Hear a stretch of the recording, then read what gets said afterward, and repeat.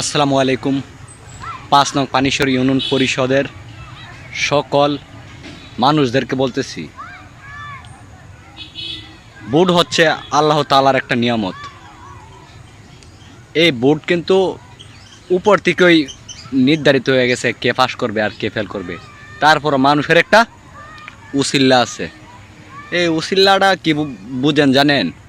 উসিল্লাটা হয়েছে, মনে করেন, মানুষের মধ্যেই ভালো আর খারাপ মানুষ আছে, কিন্তু মঈনুদ্দিন পাবেল কাকার মতন এমন সৎ নিষ্ঠাবান কিন্তু এরকম মানুষ কিন্তু আর আমরা পাবো না।